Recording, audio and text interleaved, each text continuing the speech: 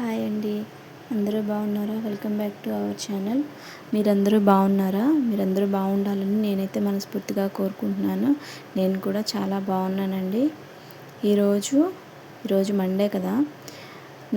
నేను మీకు అందరికీ నా ఈవినింగ్ రొటీన్ ఎలా ఉంటుందో చూపించాలని అనుకున్నాను.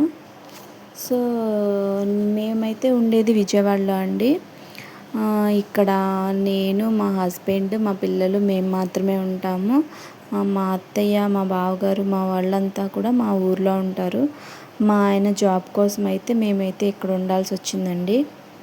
సో ఈరోజైతే నా ఈవినింగ్ రొటీన్ ఎలా ఉంటుందో మీకు చూపించాలనుకుంటున్నాను. ఇక్కడ ఈరోజు అయితే మా పాప ఇలా సాయంత్రం లేచిన తర్వాత నేనైతే ఇలా కాసేపు బయటకైతే తీసుకొస్తాను.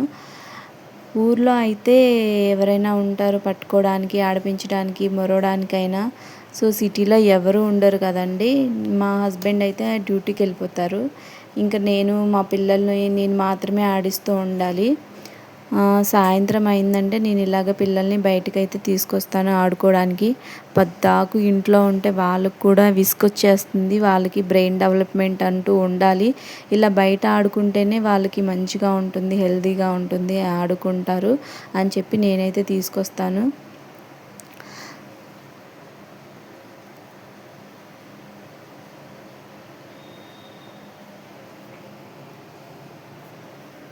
సో మీరు కూడా అందరూ ఎవరైనా ఉన్నారు అంటే చిన్నపిల్లల్ని అలా బయట అయితే ఆడిపించండి.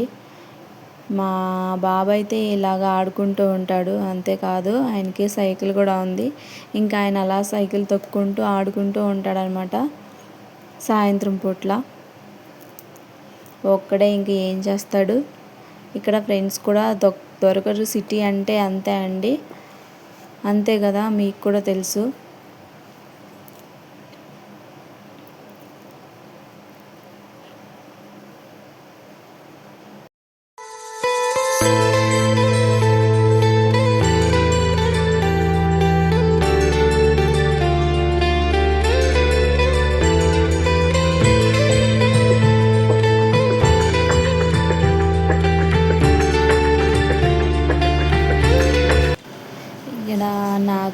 నాకంటూ ఫ్రెండ్స్ ఎవరు ఉండరు. ఇంకా మా ఇంటి పక్కన చిన్నపిల్లలు ఉంటారు, వాళ్ళతోనే ఆడుకుంటూ ఉంటారు మా పిల్లలు అయితే.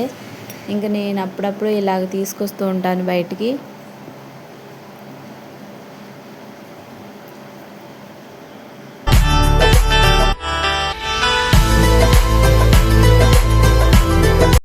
ఇంకా ఆట ఆడుకోవడం అయిన తర్వాత ఇంక ఇంటికి వచ్చేస్తాను. ఇంటికి వచ్చాక సాయంత్రం పూట నేనైతే మా పాపకి ఏదో ఒక స్నాక్స్ ఐటెం అలాగే చేసి పెడుతూ ఉంటా.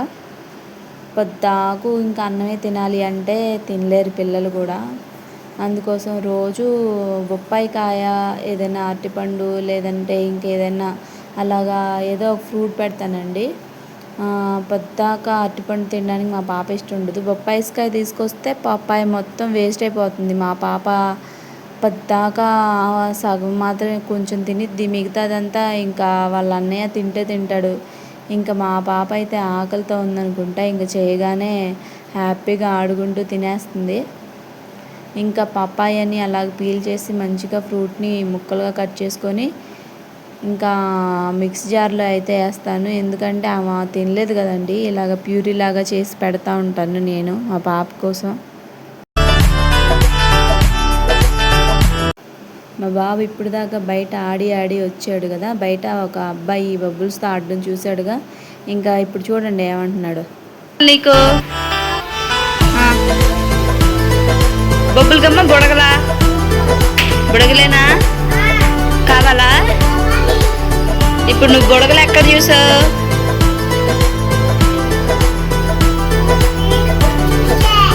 రోడ్ మీద చూసావు. నీకు ఇప్పుడు బుడగలు కావాలి అంతేగా? సరే చేస్తా ఉండు.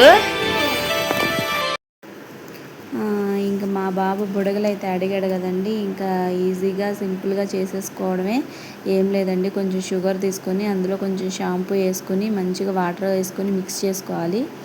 ఇప్పుడు చూడండి బుడగలు ఎలా అవుతాడు మా బాబు. ఇంకా సాయంత్రం అయింది. ఇంకా సాయంత్రం మళ్ళీ నైట్కి ఇక పాపకి మంచిగా పాలన్నం చేసి కొంచెం పెరిగేసి పెడతాను. ఇంకా ఆమె పప్పన్నం కొంచెం తింటుంది. ఇంకా ఈ అన్నాన్ని బాగా ఎక్కువగా ఇష్టపడుతూ ఉంటుంది. సో నేను అందుకోసం అదే చేస్తూ ఉంటాను. ఇంకా మా కోసం అయితే పప్పు వండేసాను. ఇక తర్వాత సాయంత్రం పనులు కూడా నేను ముందుగానే నైటే చేసేసుకుంటాను. ఎందుకంటే పొద్దున్నే చేయడానికి నాకు ఇంకా పాపతో నేను ఒక్కదాన్నే ఉంటాను కాబట్టి అవ్వదండి. అందుకోసమే నేను రేపు పొద్దున్న పనులు కూడా నైటే చేసేసుకుంటాను. లేకపోతే మళ్ళీ పొద్దున్నే ఇంకా చిన్నపిల్లల్ని చూసుకోవాలి, వాళ్ళకి ఫుడ్ పెట్టుకోవాలి, నాకు అదంతా కుదరదు. అందుకోసమే నేను నైటే చేసేసుకుంటాను రేపు పొద్దున్న పనులన్నీ కూడా. బయట ఇలాగ ఊడ్చుకొని ఇంకా బయట సాయంత్రం పూట నేను బయట ముగ్గు పెట్టేస్తాను. మళ్ళీ ఇంకా పొద్దున్నే లేచి చేసుకోవాలంటే ఇంకా ఇంత పనులు అవ్వవండి. ఎందుకంటే ఇంట్లో నేను, మా వారు, పిల్లలు మాత్రమే ఉంటారు. ఇంకా పిల్లల దగ్గరే ఉండాలి, ఆయన డ్యూటీకి వెళ్ళిపోతారు కాబట్టి ఇంక నేనే చేసుకోవాలి. కాబట్టి నేను రేపు పొద్దున పనులు కూడా నైటే చేసేసుకుంటానండి.